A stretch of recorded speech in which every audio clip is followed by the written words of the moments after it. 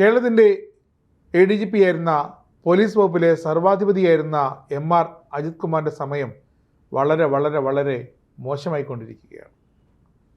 കുരുക്ക് കൂടുതൽ മുറുകുകയാണ്. അനധികൃത സ്വത്ത് സമ്പാദന കേസിൽ ഒരു വശത്ത് വിജിലൻസ് കോടതി പിടിമുറുക്കുന്നു.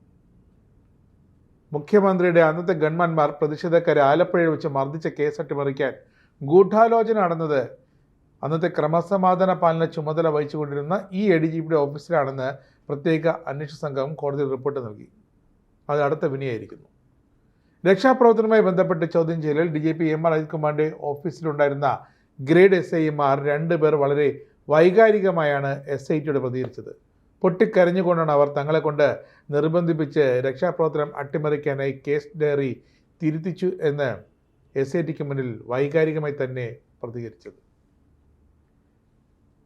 അടുത്തതായി ബെവ്കോ MD സ്ഥാനത്ത് നിന്നും അജിത് കുമാറിനെ മാറ്റണമെന്ന് എക്സൈസ് മന്ത്രി M. ലിജു മുഖ്യമന്ത്രിയോട് ശക്തമായി ആവശ്യപ്പെട്ടിരിക്കുന്നു. അജിത് കുമാറിൻ്റെ അറസ്റ്റ് ആദ്യം വരിക ഏത് കേസിലാകും? വിജിലൻസ് കേസിലാണോ, അതോ കോൺഗ്രസ്സുകാരെ മർദ്ദിച്ച കേസിലാണോ, അതോ ആ മർദ്ദന കേസ് അട്ടിമറിച്ചതിലാണോ? എന്തായാലും കേരളത്തിൽ ഇത്തരം അടിക്ക് പകരം കേസെടുക്കുന്ന സംഭവങ്ങൾ വളരെ വളരെ അപൂർവമാണ്. സർക്കാർ മാറി വരുമ്പോൾ പോലും അത് അപൂർവമായി മാത്രമേ സംഭവിക്കാറുള്ളൂ.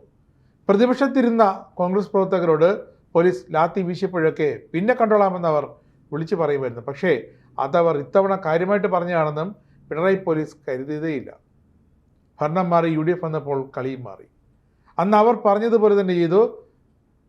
അധികാരത്തിലെത്തി ആദ്യ ആഴ്ചയിൽ തന്നെ പണിയും കിട്ടി. ഇതിന് പിന്നാലെയാണ് സർക്കാർ ഈ കേസ് അന്വേഷിക്കാൻ SITയെ നിയോഗിച്ചത്.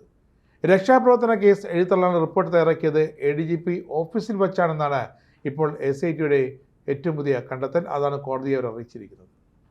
ഈ കേസ് മുമ്പ് അന്വേഷിച്ചിരുന്ന DYSPയും ADGP ഓഫീസിലെ ഉദ്യോഗസ്ഥർ നൽകിയ മൊഴികളുടെ അടിസ്ഥാനത്തിലാണ് SIT ഈ നിഗമനത്തിലേക്ക് എത്തിയത്.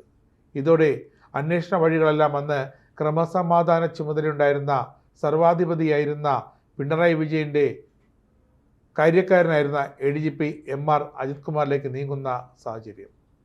മേലുദ്യോഗസ്ഥരുടെ സമ്മർദ്ദത്താൽ കേസ് അട്ടിമറിച്ചു എന്ന വാദിഭാഗത്തിൻ്റെ ആരോപണത്തെ ബലപ്പെടുത്തുന്നത് തന്നെയാണ് ഈ പുതിയ കോടതിയിൽ സമർപ്പിച്ച റിപ്പോർട്ട്.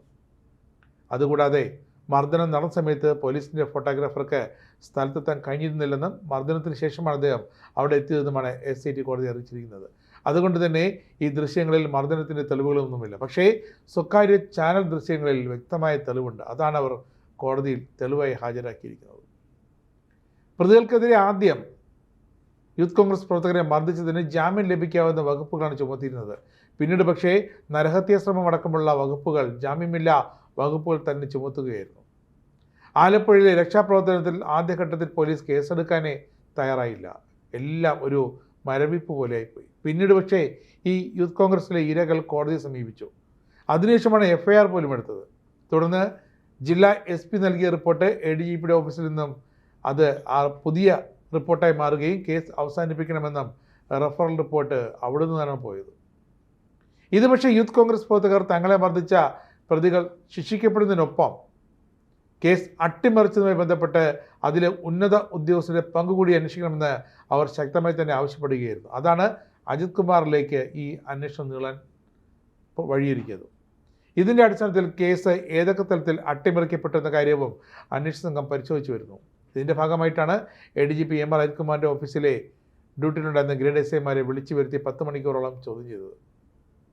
മർദ്ദനത്തിലെ ആദ്യത്തെ കേസ് ഡയറി മാറിയത് രക്ഷാപ്രവർത്തനം മാത്രമെന്ന് രണ്ടാമത്തെ കേസ് ഡയറിയെ മാറിയത് അജിത് കുമാറിൻ്റെ അതേ ഓഫീസിൽ വെച്ച് തന്നെയായിരുന്നു. കേസിൽ എന്താണ് സംഭവിച്ചതെന്നും ആരുടെ ഭാഗത്തു നിന്നാണ് ഇടപെടൽ ഉണ്ടായതെന്നും വ്യക്തമായ മൊഴി തന്നെയാണ് ഈ ഉദ്യോഗസ്ഥർ SITക്ക് മുമ്പിൽ നൽകിയിരിക്കുന്നത്. എന്തായാലും ഈ മൊഴികളിൽ അജിത് കുമാറിനുള്ള UD സർക്കാരിൻ്റെ കുരുക്ക് വളരെ വ്യക്തമായി മുറുകിക്കൊണ്ടിരിക്കുന്നു. ഇതാണ് പോലീസ് ആസ്ഥാനത്തെ ഇടനാഴികൾ ഇപ്പോൾ പറയുന്നത്. കഴിഞ്ഞ 10 വർഷവും സംസ്ഥാന പോലീസിലെ സർവാധിപതിയായി വാഴുകയായിരുന്നു MR അജിത് കുമാർ എന്ന ADGP.